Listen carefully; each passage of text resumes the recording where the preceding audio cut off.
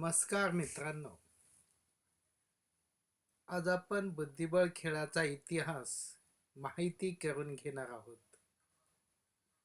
तुम्हाला माहीत आहे का, बुद्धिबळ खेळाची सुरुवात कुठे झाली? सुरुवातीला हा खेळ कोणत्या देशात खेळला गेला? ओळखा बघू.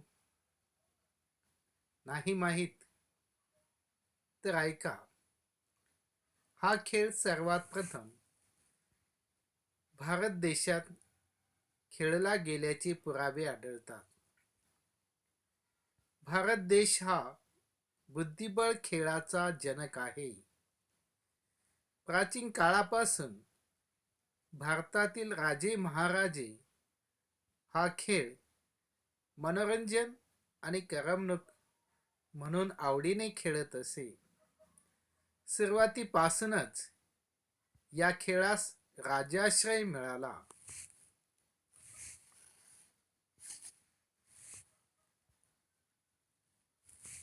महाभारतात कौरव आणि पांडव सारीपाटाचा धूत खेळ खेळत असे. सारीपाटाचा पट, कवड्या आणि फासे हे खेळ साहित्य बुद्धिबळ खेळाचे मूळ रूप होय.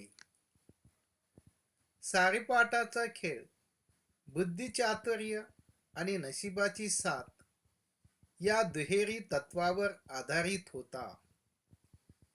या खेळाचा उपयोग प्रतिस्पर्धी राज्यांचा, जे राजे महाराजे आहेत त्यांचा प्रदेश, त्यांची संपत्ती, त्यांचे प्राणी आणि त्यांच्या व्यक्ती हे जिंकण्यासाठी डाव खेळले जात असे. त्यासाठी राजे महाराजे आपले सर्वस्व पणाला लावून डाव खेळत असे. त्यामुळे या खेळास जुगारीचे स्वरूप प्राप्त झाले होते. प्रतिस्पर्ध्यावर मात करून, त्याला कंगाल करून त्याचे सर्वस्व हरण करण्याचा या खेळात उपयोग केला जाई.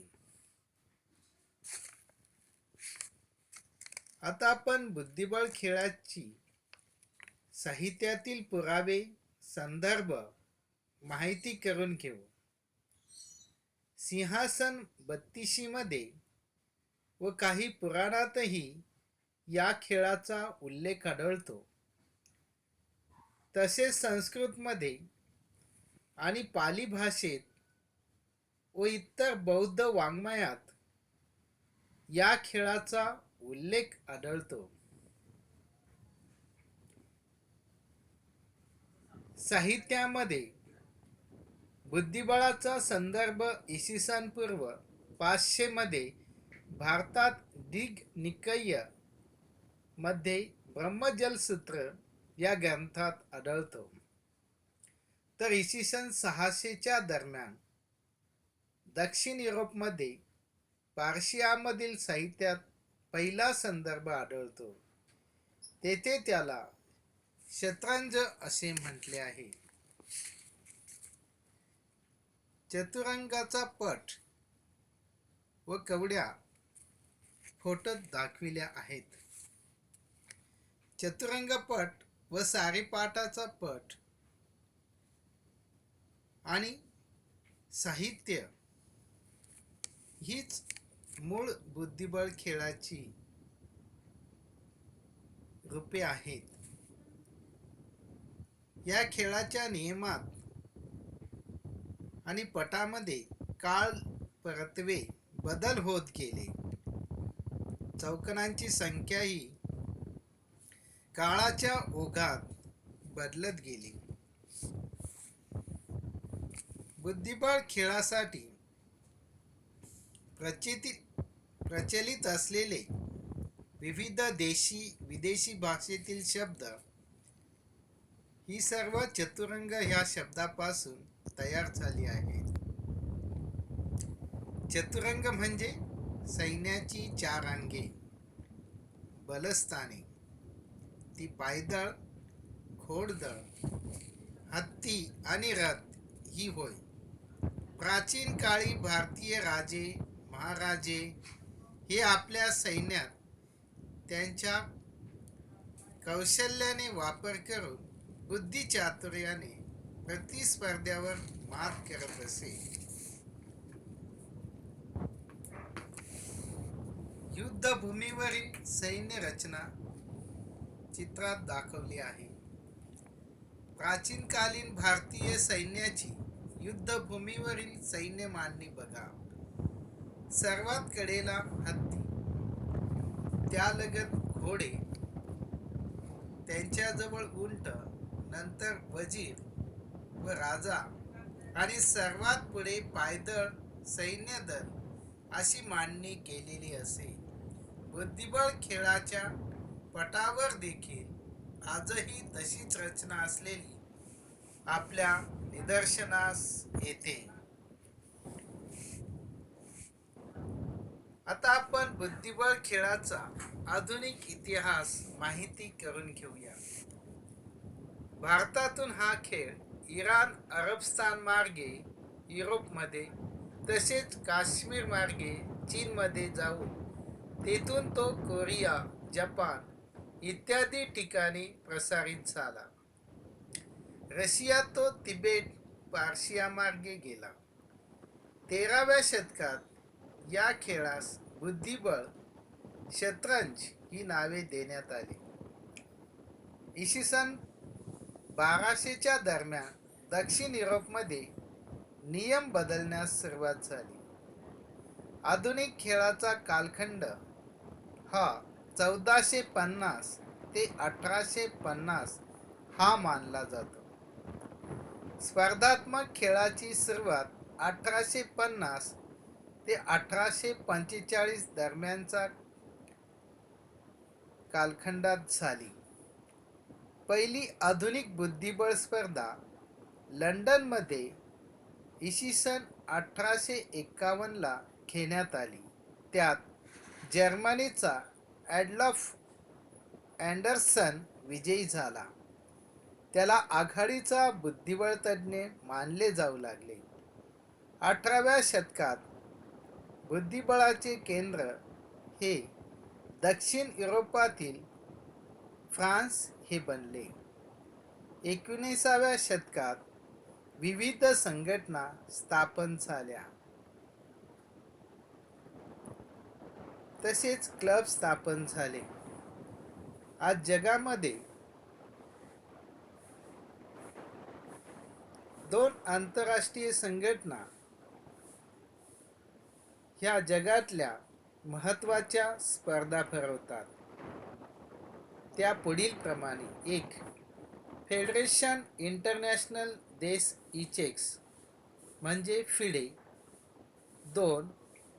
इंटरनॅशनल करस्पॉन्डन्स चेस फेडरेशन या जगातल्या 2 महत्त्वाच्या संघटना.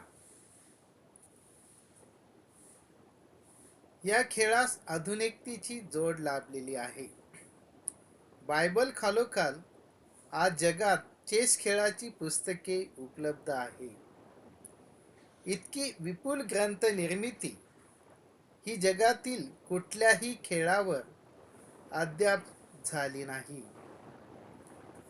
इसवी सन 1997 मध्ये गॅरी कास्पारोव्ह हा जगजेता आणि IBM कंपनीचा डीप ब्लू संगणक यांच्यातील सामन्यातून सर्वात बुद्धिमान कुशल माणसाला हरविणारी संगणक प्रणाली तयार करता येते हे सिद्ध झाले. 1951 मध्ये अखिल भारतीय बुद्धिबळ महासंघाची स्थापना झाली. बुद्धिबळ खेळ आणि भारतीय खेळाडू. विश्वनाथन आनंद हा पहिला भारतीय ग्रँडमास्टर होय. त्याने 2013 पर्यंत 5 वेळा विश्वविजेता होण्याचा मान मिळविला. परिमार्जन नेगी याने सर्वात कमी वयात म्हणजे 13व्या वर्षी ग्रँडमास्टर होण्याचा मान मिळविला. तसेच चेन्नईचा प्रागनानंद याने 12 वर्ष 10 महिने आणि 13व्या दिनी ग्रँडमास्टरचा किताब पटकावला. आज भारतात एकूण 32 ग्रँडमास्टर आहेत. त्यात महिलांचा देखील समावेश आहे.